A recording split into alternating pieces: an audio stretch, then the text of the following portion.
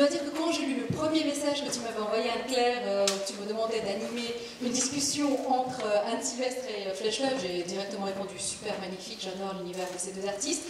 Et puis après, je me suis dit, ah, mais pourquoi Anne Sylvestre et Flesh Love en dialogue toutes les deux?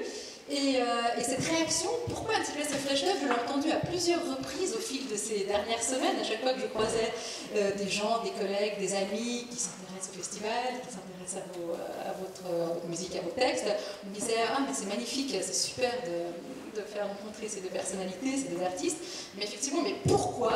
Et puis à chaque fois on arrivait à la conclusion, et finalement, pourquoi pas faire dialoguer deux artistes de générations différentes? D'un côté, vous, Anne Sylvestre, qui fêtiez l'année dernière vos 60 ans de scène, déjà.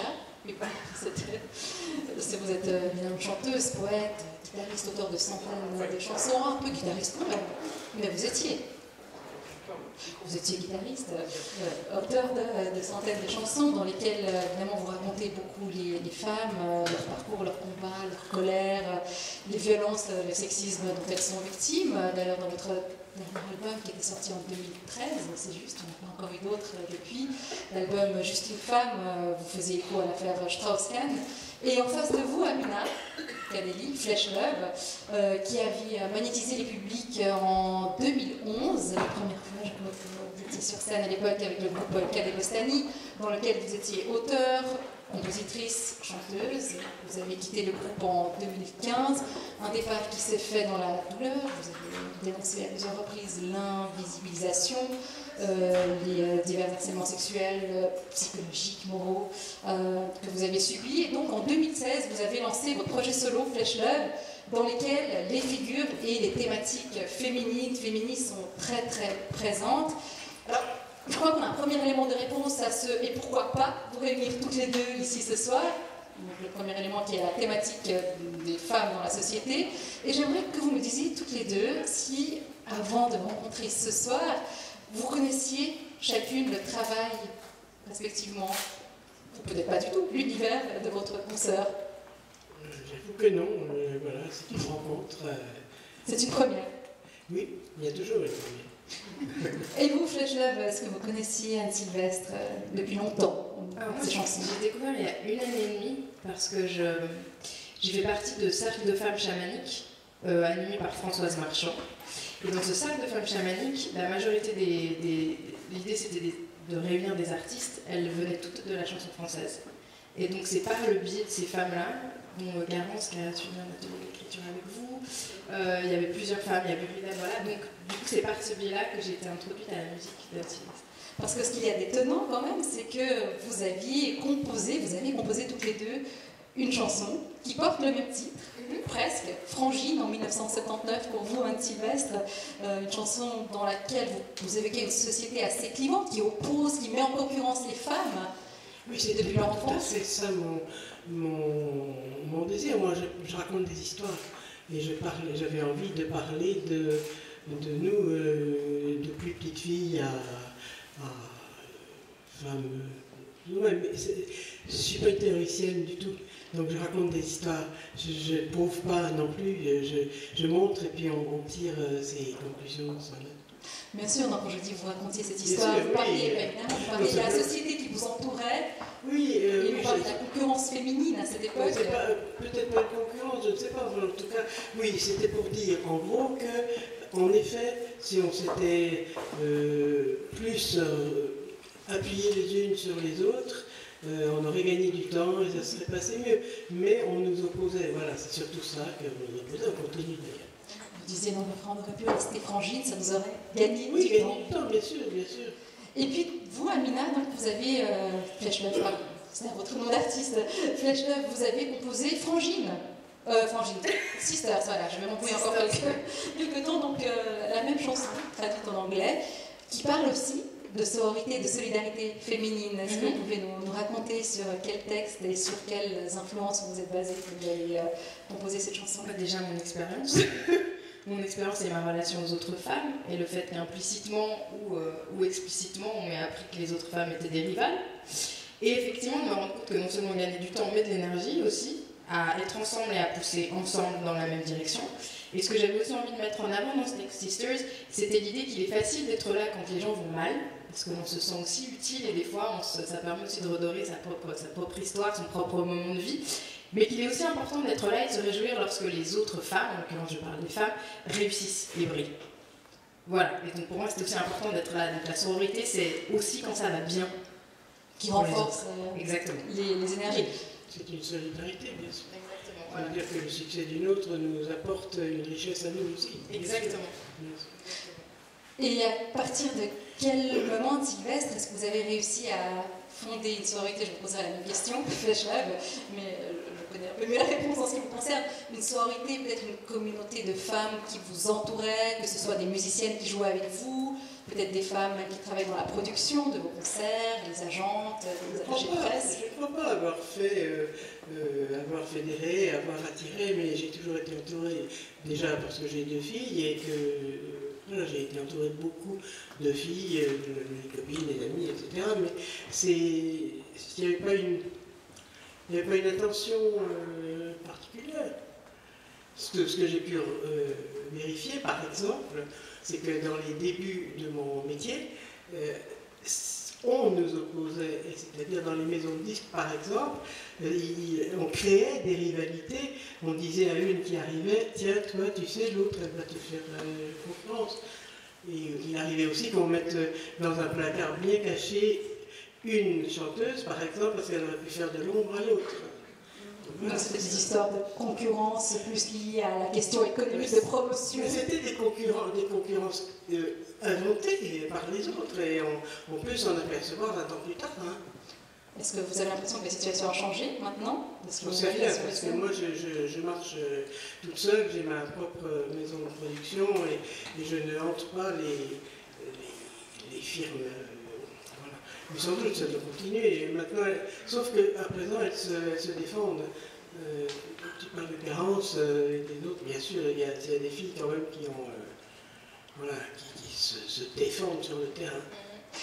Flèche Love, la production musicale, les labels, c'est aussi quelque chose que vous avez tenu à modifier dans votre projet justement solo, en créant autour de vous alors une communauté, ou en tout cas un réseau de femmes, notamment sur votre chanson, sur votre clip Sisters, qui met en scène, il y a un clip d'ailleurs qu'on peut voir sur internet, sur YouTube, qui se passe dans un hammam, c'est très très énigmatique, c'est très très beau, c'est très esthétique. On vous voit entouré de votre famille, entre autres, dans cette clip. En fait, c'est juste que j'ai souvent dénoncé le fait qu'il manque de femmes, en tout cas de visibilité du travail des femmes dans les milieux, par exemple, de production musicale au cinéma. Donc je me suis dit, bon, tu parles de ça, mais à un moment, il va falloir que tu mettes les choses en œuvre pour prouver le contraire. Donc du coup, je me suis dit, je vais, dans ce clip-là, de A à Z, je ne veux que des femmes. Montage, étalonnage, donc ça a été difficile, très honnêtement, et je sais que la boîte de production qui est dirigée par des femmes m'a dit, je pense que c'est pas une très bonne idée, et moi j'y tenais. Après, les femmes qui sont présentes dans le clip, du coup, il y a Garance aussi, il y a Bubédane, il y a ces femmes-là, font partie des cercles de femmes chamaniques que je fais. Donc, c'est des femmes que j'ai mis en avant dans ce clip, mais qui font partie intégrante de ma vie. Et j'ai prouvé le besoin, pour ma part, moi, d'être de plus en plus entourée de femmes et de retravailler sur cette dynamique de rituel. Au même titre que dans certaines tribus chamaniques, pendant les règles, les femmes se retrouvaient dans des tentes rouges un moment pour communier. Moi, c'est quelque chose qui, dans mon quotidien, m'a manqué, cette communion, et que j'essaie de recréer dans mon quotidien. J'ai besoin des femmes, je le sens, j'ai besoin de cette énergie-là. En parlant de quotidien et d'énergie, je me demandais si, au début de votre carrière, s'il y avait eu des figures féminines de référence qui vous ont marqué, qui vous ont inspiré dans les milieux artistiques, toutes disciplines confondues, un Sylvestre. Moi, je peux, je crois, citer une jeune femme qui s'appelait Nicole Louvier, qui écrivait ses chansons, qui s'accompagnait à la guitare. Et pour moi, ça a été quelque chose d'important parce que je me suis aperçu que ça pouvait exister. On pouvait être une fille, écrire des chansons, les chanter et être entendu. Même passer à la radio, quelquefois, être quelqu'un. Alors que moi, j'étais simplement au stade de gratter sur ma guitare. Et pour moi, les gens qui passaient à la radio, c'était Brassens et les autres gros moustachus. Donc, pour moi, ça a été très important, Nicole. Et voilà. En 1957, donc quand vous avez fait vos débuts. Elle était un petit peu avant moi, je pense. qui a aussi, je crois, beaucoup œuvré pour la promotion d'autres femmes interprètes, de Barbara aussi. Je crois qu'elle avait été promue par Nicole Louvier. Pardon? Il me semble que Barbara, non, je m'entends plus. Il me semble que Barbara aussi a été quelqu'un qui a été promu, qui a été inspiré par. Je pense pas, enfin bon, peut-être. On ne peut pas tout savoir. Fletcher, avez-vous des femmes d'artistes qui vous ont marqué avant que vous, qui vous ont donné envie de commencer une carrière? Bah, il y en a énormément. Après, je pense notamment à Björk, parce que c'est une femme qui produit sa propre musique. Donc elle collabore, mais elle a produit sa musique, elle compose, elle écrit. Et c'est vrai que le titre que vous disiez que ça vous a inspiré aussi, bah moi le fait de voir une femme qui produit sa musique, parce que le manque de visibilité fait que j'estime qu'on apprend aussi beaucoup par mimétisme, mais quand on manque de figures enfants, quand on voit pas de femmes qui sont productrices, quand on voit pas de femmes qui font certains métiers, bah attends, on peut se dire que c'est pas possible. Et pour moi, Björk, elle incarnait cette femme, cette impossibilité possible de la production musicale. Et je me suis dit, bon bah je vais aussi essayer. C'est aussi le but des créatives, de réunir pendant 2 semaines des femmes, artistes ou disciplines confondues pour montrer peut-être aux jeunes femmes qu'il est tout à fait possible de monter un projet, de le présenter sur les scènes, Oui, même si ça reste difficile. Pardon. Oui, j'ai oublié, mais il y avait Mireille aussi. Mireille qui écrivait de très belles chansons et pour assez longtemps, et Mick Michel. Voilà. Seulement, on n'a pas, ça n'a pas été très exalté finalement. Parce que, évidemment, vous évoluiez et j'imagine que la majorité des artistes, des femmes chanteuses qui se produisent dans les milieux sur les scènes des musiques actuelles de la chanson continuent à évoluer dans un univers qui est très très masculin. Oui, mais pour toi, je ne sais pas. Moi, j'étais dans ce milieu-là et je ne me suis jamais posé cette question-là de me dire « Ah, il n'y a que des hommes dans ce métier ». C'était comme ça. Je tombais là-dedans et je voulais chanter et j'étais bien obligée de compter avec ces gens-là. Et ça allait tellement vite, on avançait, il fallait vivre. Ce qui fait que les questions se les posées plus tard. À partir de quel moment? J'en sais rien. Plus tard, 10 ans, 15 ans après le début? Ou enfin, vous dites que la question s'est posée beaucoup plus tard. Enfin, oui. Après que j'ai commencé, ça, il y avait le feu, fallait y aller, fallait chanter, fallait vivre, fallait avoir de quoi manger, mettre un toit au-dessus des enfants. Donc, c'était pas tout d'un coup une fixe. Ah oui, zut, il n'y a que des mecs dans ce métier. C'était comme ça. Et puis après, c'est encore toujours comme ça, ou presque, hein, donc on va pas... Mais moi, il y a un moment, par exemple, dans le spectacle que je fais, il m'est arrivé souvent d'arriver, j'ai 3 musiciennes. Et en arrivant, au bout d'un moment, j'ai dit aux gens, voilà, que des femmes sur scène. Si ça vous étonne, demandez-vous pourquoi. Bon, ça les fait rire.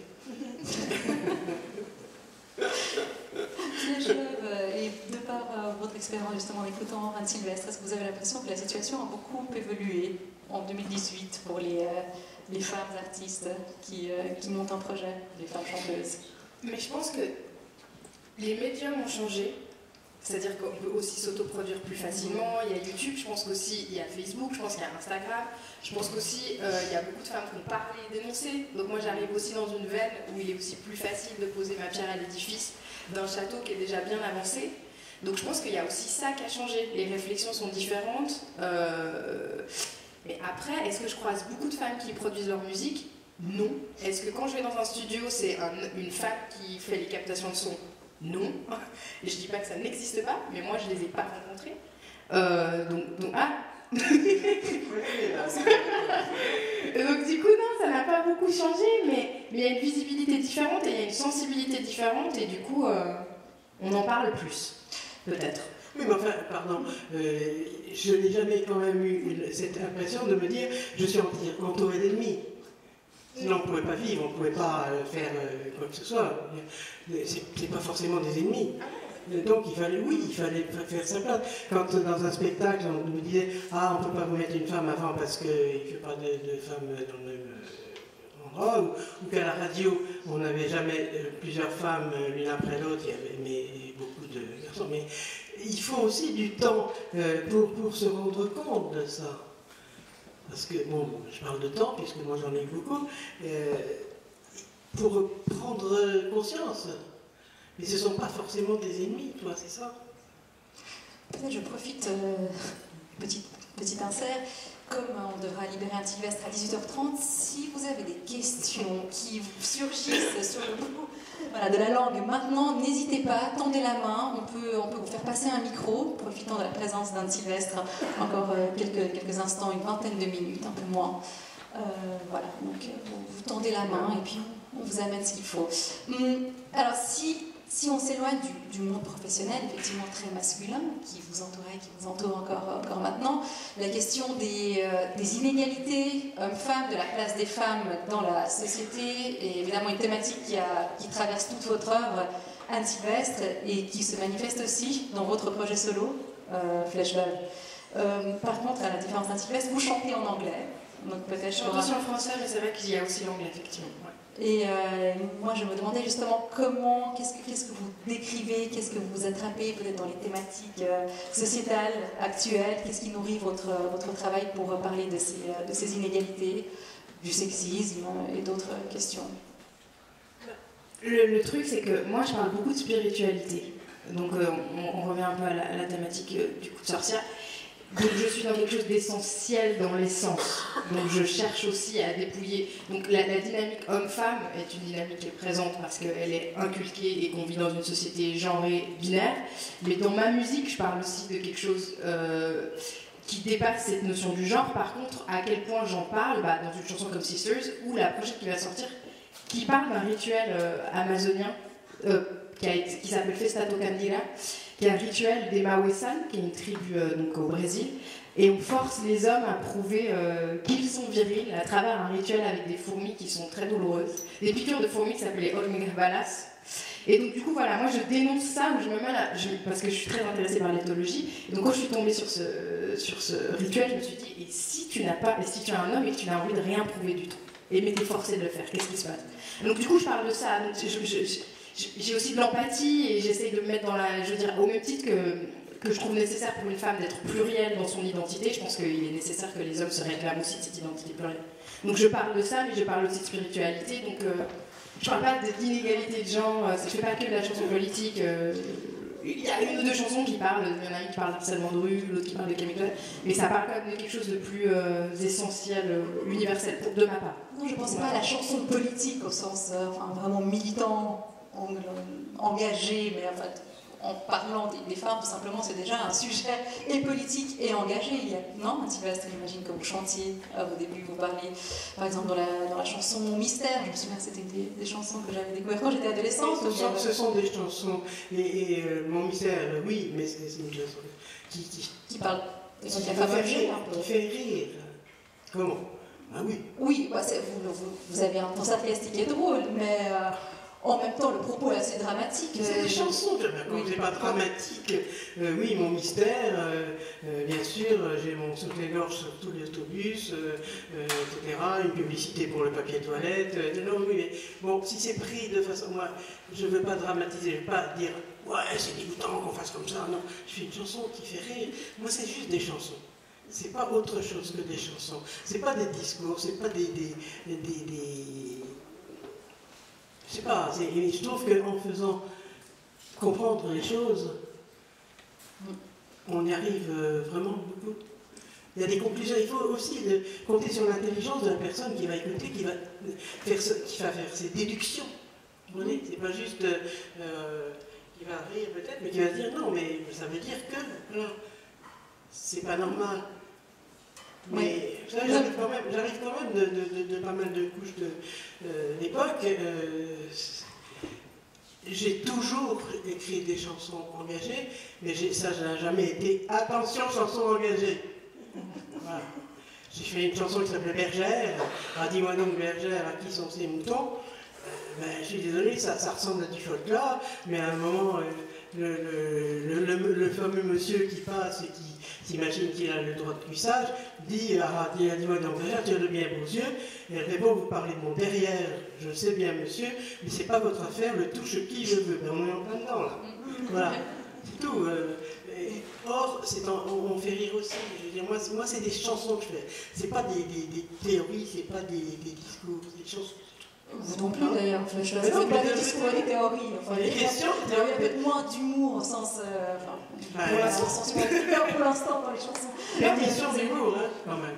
Non, mais après, moi, c'est toute la société qui me ramène au fait d'être une femme. Après, au quotidien, alors quand je sors dans la rue, bien sûr que je me rappelle que je suis une femme parce qu'on me le rappelle, mais quand j'écris des chansons, j'écris aussi des choses qui me touchent profondément en tant qu'être humain aussi.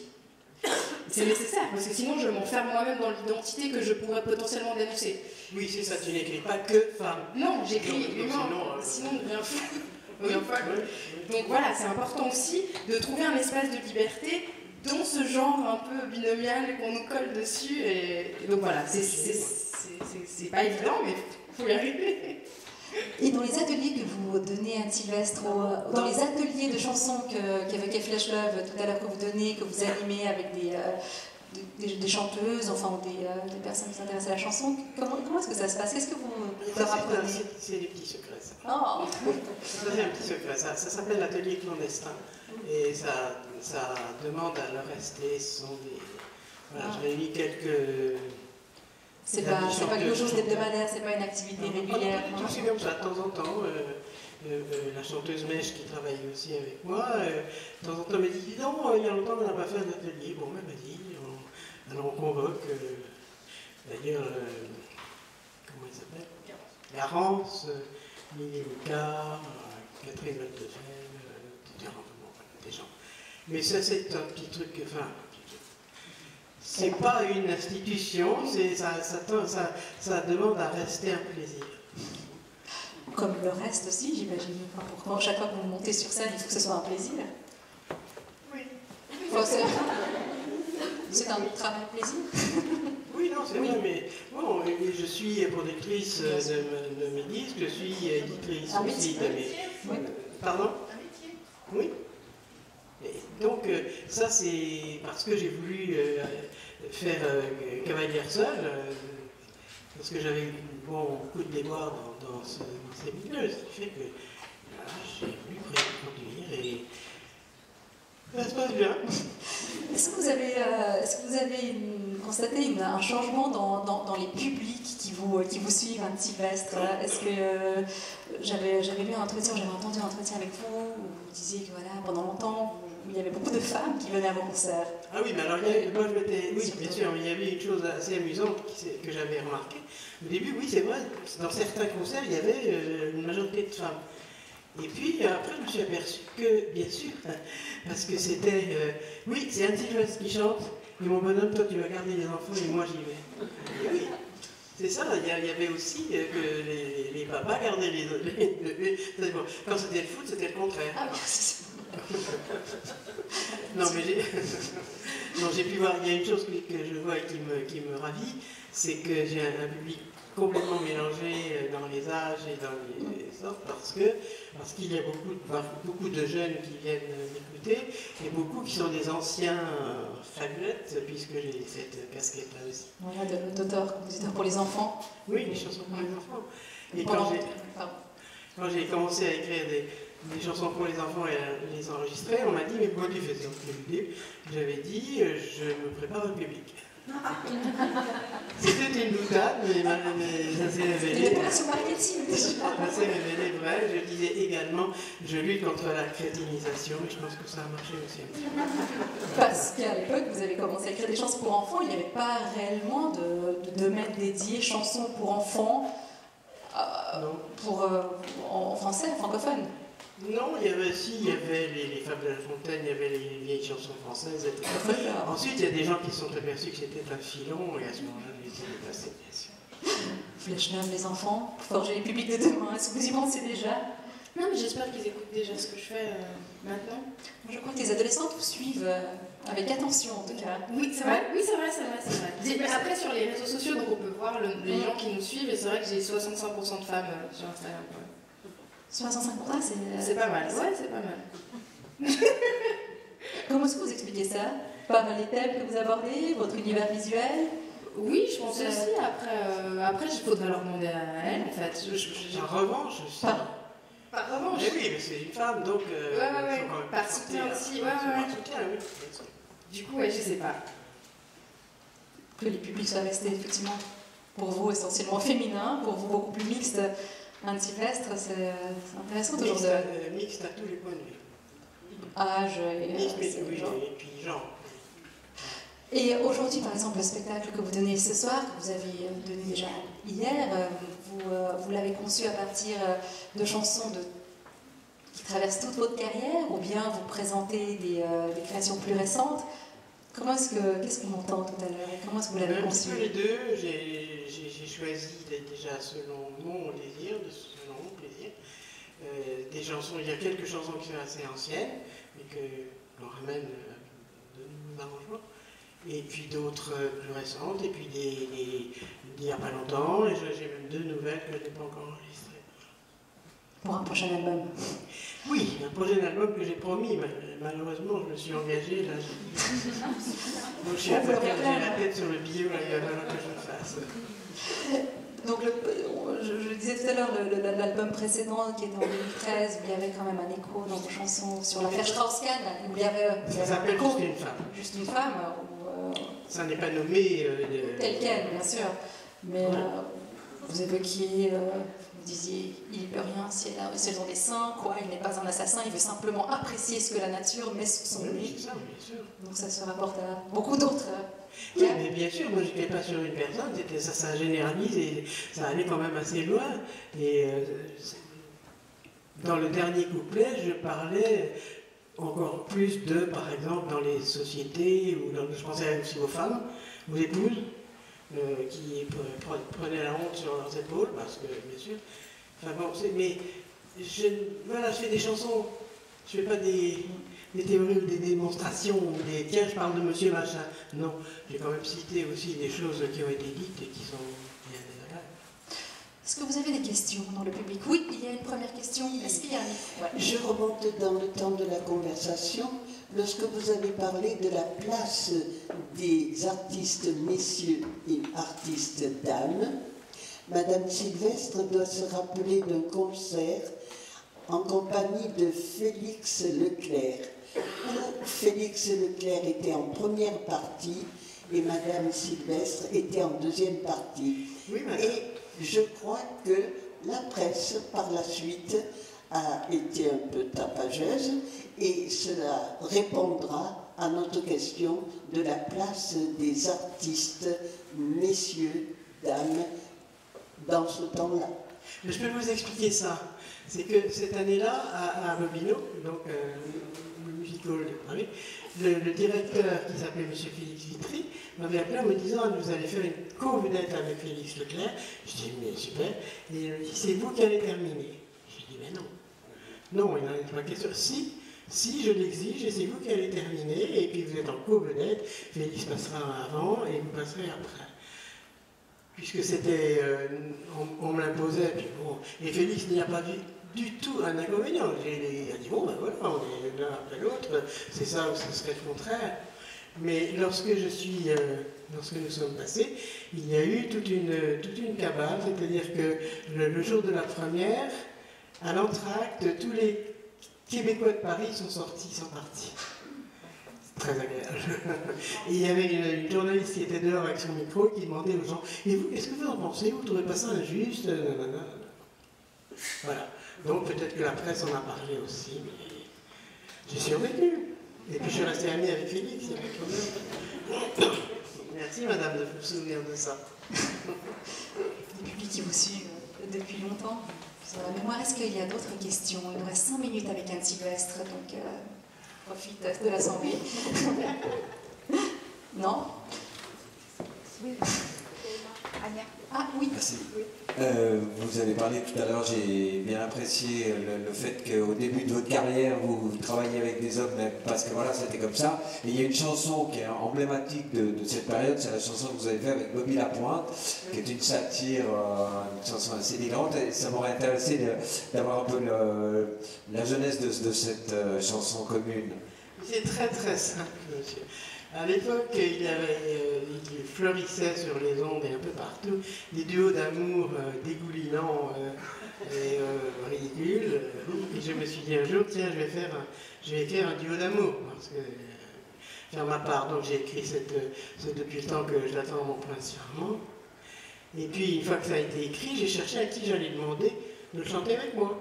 Il se trouve que bon, je passais dans des cabarets, dont un cabaret à Paris qui s'appelait le Cheval d'Or, où il y avait pas mal de copains qui chantaient, et comme j'étais assez copine avec Bobby Lapointe et qu'il était quand même assez drôle, même plutôt plus que... Je lui dis, tiens Bobby, est-ce que tu veux bien chanter cette chanson-là avec moi? Et je dois dire qu'on s'est beaucoup amusé, et l'enregistrement a été un instant mémorable. Je suis sûr que les musiciens s'en souviennent encore. Parce que Bobby Lapointe, c'était, lui, il démarrait comme une locomotive, et puis jusqu'au bout, il ne s'occupait pas de ce qui se passait autour. C'était rendez-vous au point d'orgue, et donc ça, on a bien ri. Ensuite, il y a plein de gens qui ont pensé que c'était une chanson de Bobby. Bah non, on a dit, je suis désolé, moi aussi je peux être drôle. Et puis voilà, mais j'en suis pas plus fier que ça, parce que c'est franchement, elle est drôle. C'est pas ce que j'ai fait de mieux. C'était une satire, c'était une petite parodie. Merci de vous en souvenir. Alors avant de vous libérer, Anne Sylvestre, et puis nous on va poursuivre la conversation avec vous, Flèche Love, peut-être rebondir, vous interroger sur la question de la sorcière, étant donné que c'est une question qui vous occupe aussi. Et puis, oui, qui est la sorcière pour vous? Comment est-ce que vous l'avez envisagé à l'époque? Vous avez écrit votre fameuse chanson Une sorcière comme les autres. Oui, une sorcière comme les autres. Alors là, je ne vais pas dire que c'est un malentendu, parce que ça n'en est pas un, mais c'est quand même une interprétation un peu gauchie, quoi. Pour moi, c'était pas, je ne parlais pas de sorcières. Je sais, il y a eu des sorcières, bien sûr, qui étaient des femmes de pouvoir, des femmes de soins, qui connaissaient les herbes, qui étaient capables de toutes sortes de choses. C'est pour ça qu'on les brûlait d'ailleurs, parce que à cause de leur pouvoir. Mais moi, pour moi, ma mère était une sorcière. Cette femme qui m'a élevé, mon Dieu. Donc c'était vraiment une merveilleuse sorcière. Elle a été pour nous... c'est indescriptible, bien sûr, je ne voudrais pas divulguer.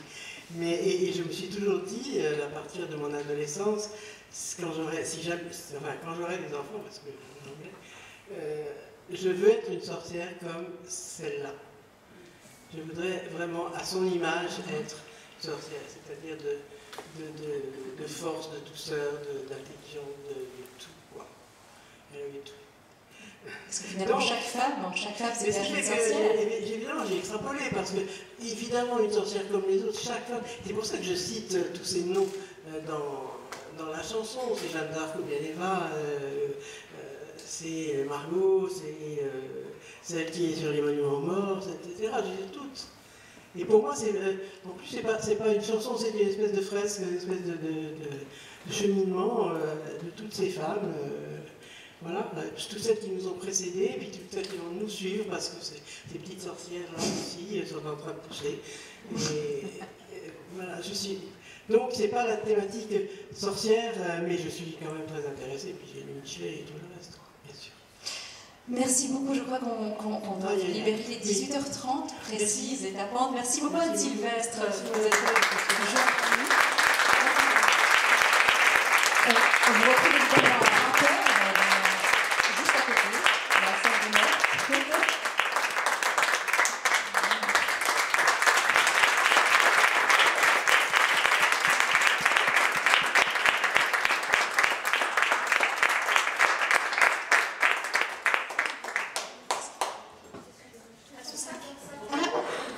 Il y a un sac qu'on a oublié. Qu'est-ce que ça évoque pour vous quand Sylvestre évoque les petites sorcières? Parce que je pense qu'il y a un petit regard malicieux tourné vers vous. Est-ce que vous vous considérez effectivement comme sorcière au sens où le décrivait Anne Sylvestre? Qu'est-ce que la sorcière? Qu'est-ce que la sorcière pour moi? C'est une bonne question. Pour moi, la sorcière, j'ai eu une relation très conflictuelle avec le fait d'être une femme, plutôt de ce qu'on m'a renvoyé de l'image d'une femme. À partir de quel âge? Très jeune, j'ai compris que dans l'espace public, c'était compliqué d'être une femme, très vite sexualisée alors qu'on est une enfant et qu'on ne se voit pas tellement comme un être potentiellement reproducteur.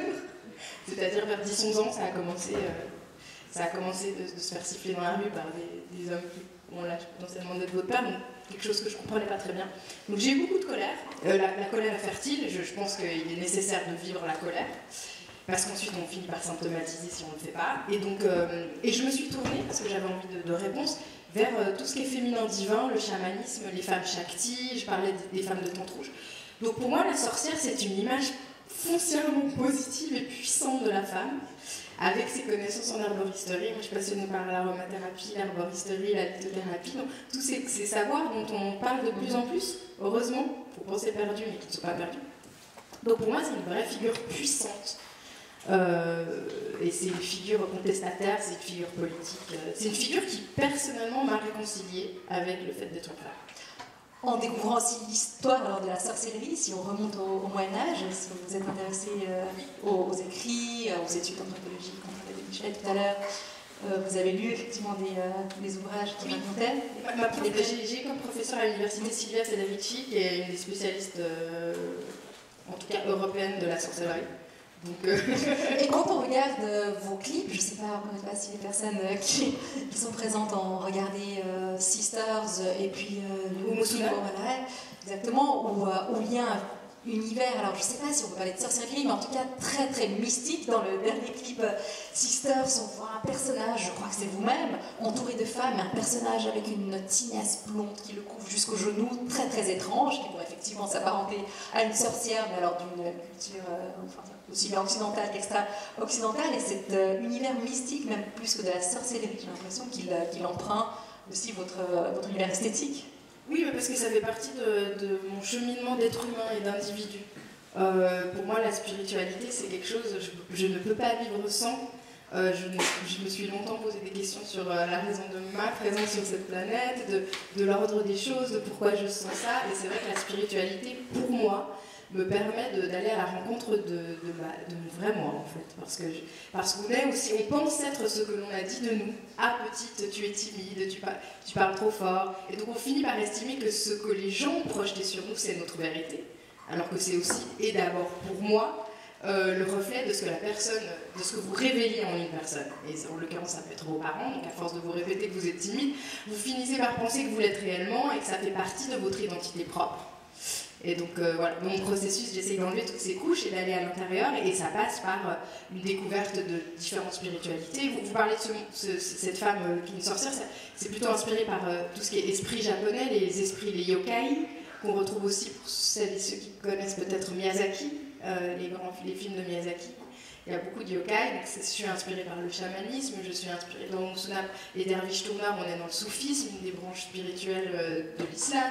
Voilà, donc toutes ces choses m'intéressent et donc je les partage aussi dans ce que je fais, puisque c'est aussi ce que je lis et ce qui me passionne. D'ailleurs, à commencer même par vos tatouages qui renvoient aussi quelque chose de très très mystique. Et je sais que vous en avez parlé à plusieurs reprises. Moi, j'aimerais bien que vous nous racontiez encore une fois qu'est-ce qu'ils représentent, ces tatouages, et d'où est-ce que. De quelle culture et de quel univers esthétique ou rituel vous vous êtes inspiré?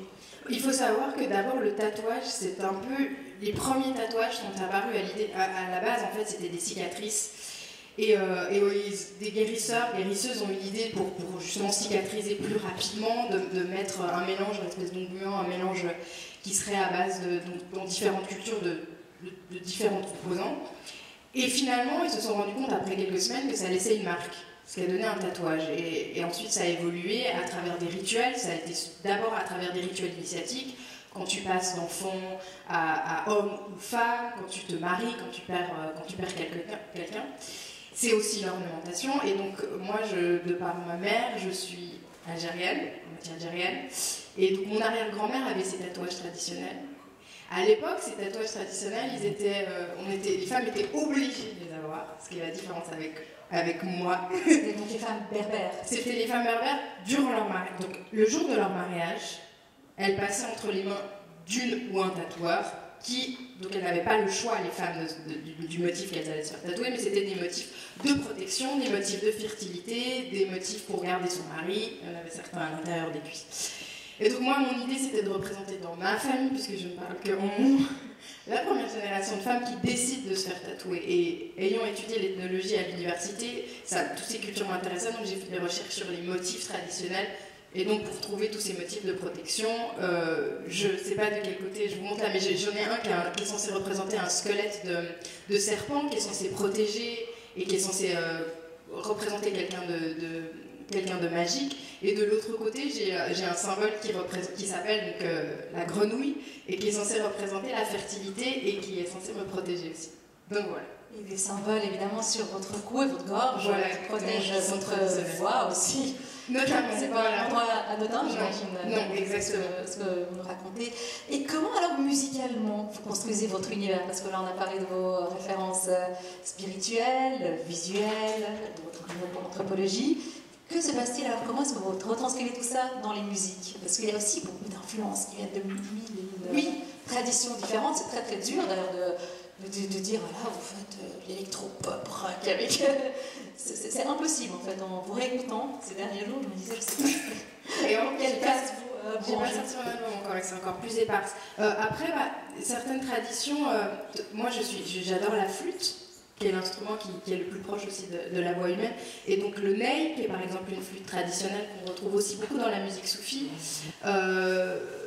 Erdi Erguner, qui est le grand joueur soufi turc de ney, qui m'inspire beaucoup. C'est vrai que toute la spiritualité dans ma musique, elle vient du fait que je n'ai aucune limite. Déjà, le fait de composer, d'écrire ma musique et de la produire me permet aussi d'aller où j'ai envie d'aller et où je ressens. Et donc, c'est vrai que la majorité du temps, mais les textes que j'écris, c'est juste des textes qui me descendent. C'est-à-dire que rien ne rime, dans mon sonnet, il n'y a pas de refrain. Et donc, je suis dans l'accueil. Et j'estime que mes chansons, elles ont aussi quelque chose à m'apprendre plus tard. Des fois, c'est même des gens qui m'apprennent le sens de mes chansons. Qui vous renvoient à une signification à laquelle vous avez pas pensé à comprendre sur le moment. Pour moi, il y a quelque chose de thérapeutique et de magique. Il y a l'idée de juste être dans l'accueil, et du coup, ça offre une certaine forme d'humilité aussi face à l'acte créatif, parce qu'on peut on peut très vite se croire tout puissant. Ça vient de moi, ça sort de moi. Alors que moi, je pense juste que je suis un des passages qui permet, mais comme tout art. Donc le fait de le voir comme ça me fait du bien, et ça me permet de me voir comme faisant partie d'un tout. Et pas au-dessus de qui que ce soit. Mais c'est personnel. Oui, parce que ce que vous racontez, c'est assez rare de l'entendre avec cette forme d'humilité, de distance par rapport à son activité artistique. Comme vous le dites, il y a quand même beaucoup d'artistes qui assez vite, on dit vulgairement, peuvent prendre le melon. Oui, c'est pas un peu démurge de ne pas avoir le recul nécessaire. Est-ce que c'est peut-être aussi la communauté qui vous entoure, des femmes avec lesquelles vous travaillez, votre famille, qui vous renvoie toujours et tout le temps à la réalité? Pour le coup, pas vraiment. Je suis pas Madonna, donc c'est pas encore. C'est facile pour moi de rester dans quelque chose de concret, mais je pense aussi. Madame Anne Sylvestre parlait plutôt du fait qu'elle écrivait des chansons et qu'elle était quelque chose d'engagé. Pour moi, pour le coup, je suis engagée dans ma vie quotidienne, et aussi je donne des conférences. Bientôt, je suis à l'ONU pour parler et chanter. Donc moi, le fait d'être dans l'engagement me permet de m'ancrer dans le concret sociétal et de sortir de l'ego aussi. Alors on peut aussi rentrer dans l'ego en étant dans l'engagement et penser qu'on peut répondre à toutes les questions, ce qui est très compliqué, devenir spécialiste de tout. On est surtout dans une époque maintenant avec le foisonnement d'informations, on est souvent spécialiste très vite en ayant lu 3 phrases sur internet, donc ça c'est compliqué aussi. Donc du coup le fait d'être dans l'engagement me permet aussi de rester dans le concret et d'être ancré dans quelque chose. Donc moi ça me permet de m'offrir un équilibre. De ne pas être que dans les limbes de la création et du génie fou, mais d'être aussi dans le concret de la vie et de ce qui se passe. Et à l'ONU, la conférence que vous allez donner, ça sera sur quelle thématique? En fait, chaque année, TEDx, pour ceux qui, je ne sais pas si vous connaissez, ce sont des conférences qui sont données dans le monde entier. Choisis un pays, une ville avec une thématique, et cette année, c'est Genève, à l'ONU, le 6 décembre, et c'est sur les femmes. Et du coup, on m'a invité à chanter et à parler, mais j'ai décidé de parler des hommes. à travers vos chansons, à travers l'exposition. Ma chanson, est-ce que je vais dire? Parce que, en fait, comme j'expliquais la chanson Festato Candida sur le rite chamanique, je pense que révolution il peut pas y avoir. Alors bien sûr que la révolution doit partir des femmes, mais on va pas réussir à la mener toute seule. Donc on a besoin aussi que c'est comme les problématiques de racisme. À partir du moment où une personne, on remet les choses à leur place, par exemple sur les problématiques pour les personnes racisées, pour une personne blanche, ça veut dire perdre ses privilèges. Et donc ça veut dire accepter de perdre ses privilèges aussi. Et donc, il y a un travail qui doit être fait aussi par rapport aux hommes, et je pense que l'identité masculine, comme elle est construite aussi, elle est tout aussi destructive destructrice pardon, que celle qui est imposée aux femmes. Donc du coup, c'est un travail qui doit être fait conjointement, ou plutôt il doit y avoir de la bienveillance. Et donc moi, je ne vais pas faire le travail à la place des hommes, je ne parle pas à la place des hommes, mais ma volonté, c'est de dire, on est là et on voit aussi que ça va pas tellement bien, que c'est compliqué d'être un homme aussi, et que c'est complexe. Et donc, ce que j'avais envie de dire, c'est ça, c'est que j'avais envie de parler de cette identité plurielle qui doit être nécessaire autant pour les hommes que pour les femmes. Et que pour les trans, que pour voilà, la nécessité de pouvoir être qui l'on a envie d'être, et qui du coup se lie aussi à ce que j'expliquais dans mon travail sur la spiritualité en fait. Le fait de revenir à l'essentiel de qui on est réellement et pas de ce qu'on nous a renvoyé. C'est hyper complexe, ça prend toute une vie, je n'ai que 28 ans. Du coup, voilà. Vous avez le temps d'y penser encore. Est-ce qu'il y a des questions dans la salle pour Flesh Love? Pas encore? Oui, monsieur. Attendez, il y a un micro qui arrive. Alors, bonsoir. Donc, si je comprends bien, au fond, vous êtes quelque part comme une transmetteuse entre le monde un peu spirituel, si je peux dire, et les terriens, c'est-à-dire nous, dans le sens où votre inspiration, elle vous tombe un petit peu dessus, et puis c'est de ça que vous sortez donc des chansons, des textes, votre musique. Alors, je vois bien, d'ailleurs, en connaissant un petit peu ce que vous faites, je vois bien ce que ça donne. Maintenant, est-ce que vous avez déjà imaginé que vous étiez aussi une transmetteuse dans l'autre sens ou non? Donc, c'est-à-dire de nous, les terriens, vers quelque chose d'un petit peu plus spirituel. Ça, c'est la première question. Et puis la seconde question, c'est est-ce que cette transmission, elle se manifeste donc à travers vos chansons, à travers vos textes, envers nous, les terriens, donc guillemets, pour prendre la même image, et comment elle se transmet? Donc est-ce que vous êtes aussi un vecteur qui va, on va dire, de la terre vers quelque chose de plus spirituel, peut-être le ciel, je sais pas, les esprits, les pierres, je sais pas, voilà, pour prendre un peu l'idée du Japon. Où est, alors c'est où est-ce que se transmet aussi envers nous, de quelle façon, à travers vos textes, votre musique, mais si vous pouvez préciser aussi cette autre transmission, si elle existe, j'imagine.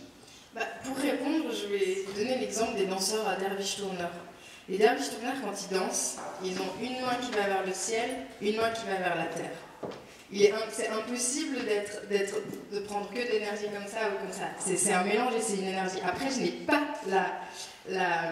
la prétention d'être une... En fait, c'est étrange, je ne sais pas si je fais de la transmission ou pas, en tout cas je partage ce qui me permet d'avancer dans la vie en espérant que ça puisse créer chez certaines personnes une réaction chimique ou spirituelle du coup. Mais du coup oui, je pense que de toute façon il y a un mélange d'énergie, ça je suis certaine. Je pense pas, parce que sinon ça veut dire que je m'épuiserais si j'étais tout le temps là-haut, comme ça elle peut aussi rentrer sans créer. Mais je crois que j'ai pas la prétention de... C'est hyper délicat pour moi de dire ça du coup. Donc je sais pas du coup si j'ai vraiment répondu à la question, mais je pense qu'on est le tout et qu'on est tout. Donc au même titre que je suis toi et que tu es moi, je suis là-haut et donc tout est un cycle. Ça c'est certain qu'il y a transmission d'énergie comme ça, j'en suis certaine. Est-ce que vous avez des fois, je demandais à un petit tout à l'heure par rapport aux ateliers, les ateliers secrets qui sont pas officiels, est-ce que vous-même vous avez animé des ateliers auprès de chanteuses, d'adolescentes? D'adolescents peut-être, vous avez eu des rapports de transmission avec d'autres générations? Je trouve ça très intéressant, mais je vous avoue que vu que je crée toute seule et que je pense avoir eu besoin pour cet album d'être isolée, je ne suis pas encore dans cette étape-là, mais la transmission se fait à travers des rituels de pleine lune que j'anime tous les mois. Donc demain c'est la pleine lune en Gémeaux si jamais, pour celles et ceux que ça intéresse. Donc tous les mois j'invite chez moi ou dans des endroits des femmes et des hommes. Pour le coup c'est plus des femmes qui viennent, mais il y a aussi des hommes qui sont venus et on part sur des rituels de la pleine lune. Donc la transmission elle se passe aussi à travers... et pour moi c'est pas je suis professeur, non c'est en fait le rituel s'impose à lui-même, elle s'impose à nous surtout, et donc chaque rituel est complètement différent et c'est vraiment un échange. C'est juste que je suis le vecteur parce que je propose aux gens de venir chez moi et que j'ai les cartes et que j'ai les pierres et tout ça. Mais c'est par ce biais-là que j'essaye de transmettre. Et là, de nouveau, on retrouve cette idée de la sorcière, évidemment, avec ce rituel que vous décrivez. La sororité, la réunion. Pour moi, c'est quelque chose qui me manquait énormément sans réellement pouvoir le verbaliser. Mais ces moments de rituel, et en l'occurrence entre femmes, mais aussi avec des hommes, et c'est quelque chose qui me manque et qu'on trouve peu dans la société. Ces espaces-là de vulnérabilité aussi, parce que le rituel permet aussi la vulnérabilité, en tout cas dans ces rituels de pleine lune, le nombre de fois où on a pleuré, le nombre de fois où on a rigolé, on a partagé des choses extrêmement intimes. Donc j'essaie de recréer dans mon quotidien des rituels. Et je le fais aussi on le fait tous quand on se lève le matin, on se brosse les dents, on se prépare. Le quotidien est fait de plein de rituels. Mais je parle de rituels vraiment un peu sacrés, j'en ai vraiment besoin. Ça, je sais pas, c'est peut-être étrange, mais c'est ça mon équilibre. Et vos concerts sont aussi des rituels. J'essaie, oui, c'est vrai, Une j'essaie. dimension très rituelle quand vous avez joué l'année dernière au Créatif, juste à côté. Oui, et effectivement, en fait, c'est très compliqué du coup comme thématique et ça prendrait une conférence tout entière, mais en fait, je me pose la question de la réception du concert ou de l'art dans les musées, du fait que le spectateur ou la spectatrice soit passive et que tout d'un coup, c'est cette dimension aussi, comment on est placé sur scène, le fait qu'il y ait le silence qui soit imposé, et je me pose vraiment des questions sur mon live de comment révolutionner cette question du live et de l'expérience du live. Parce que moi, j'ai envie que les gens viennent au live et repartent avec quelque chose. Voilà. Et au même titre que moi, je repars avec leur énergie aussi. C'est pas juste des réceptacles et un échange. Et du coup, je me pose de vraies questions et j'aimerais faire des performances autour de repenser notre façon de consommer de l'art, notamment dans les musées, qui est une façon aussi... J'ai été voir Basquiat, l'exposition sur Basquiat à la Fondation Louis Vuitton, qui pose beaucoup de questions, parce que bon, quand on voit les commissaires et puis les gens qui sont organisés cette exposition, ce sont des blancs majoritairement, on parle quand même de Basquiat, qui en plus d'être noir, un homme qui était très engagé sur ces questions-là. Et je trouvais qu'on avait une façon de consommer l'art qui est très blanc, qui est très bourgeois en fait. Pourquoi pas de musique? Tout d'un coup on parle de Basquiat et de la musique, et sa passion pour le jazz, on rentre dans une salle, il n'y a pas un seul bruit, il n'y a pas de musique. On parle de la question du racisme. Pourquoi on n'aurait pas eu par exemple un sas avant de rentrer dans l'exposition, où nous-mêmes on reçoit des insultes racistes qu'il a vécu lui au quotidien? Pourquoi on ne bouscule pas ces questions-là de comment on reçoit l'art? Donc ça c'est quelque chose qui Mais là, vous touchez à toute la question de l'industrie, de la consommation culturelle. Mais changeons tout, pourquoi pas? Flèche Love, merci beaucoup. Merci à vous. Encore des questions? Sinon, je crois qu'on peut... Je pense qu'il y a le concert en plus qui va bientôt commencer. Pas tout de suite, on peut boire un verre. Oui, il y a une question là-bas. Moi, j'ai une question. Donc, est-ce que réinvestir votre personnalité, en tant qu'individu, réinvestir son sexe en tant que femme, et réinvestir un peu sa personnalité face à des hommes, est-ce que pour vous, ça doit forcément mener à un sentiment d'amour par rapport à vous, par rapport aux autres, et du coup, est-ce que ça pourrait être lié à votre nom de scène? Alors, déjà, je pense que c'est pas forcément lié à un sentiment d'amour, parce que chacun le vit comme il a besoin de le vivre. Je pense que c'est ça, et envie de le vivre. Moi, j'ai très tardivement compris le sens de l'amour. Très tardivement, je viens de comprendre en fait ce qu'implique l'amour. J'ai compris qu'avant d'être en couple avec quelqu'un, il faut être profondément en couple avec soi-même.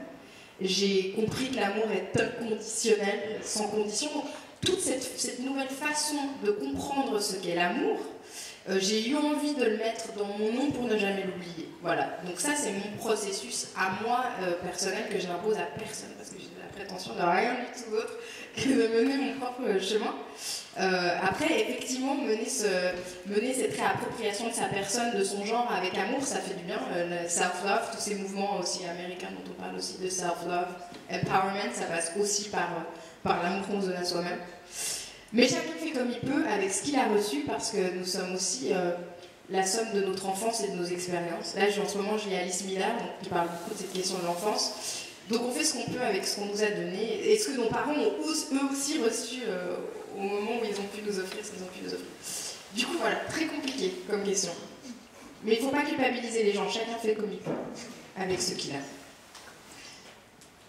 Merci. Du coup, s'il n'y a pas d'autres questions, peut-être qu'on peut continuer autour d'un petit verre. Oui, ça va très bien. Merci. Merci.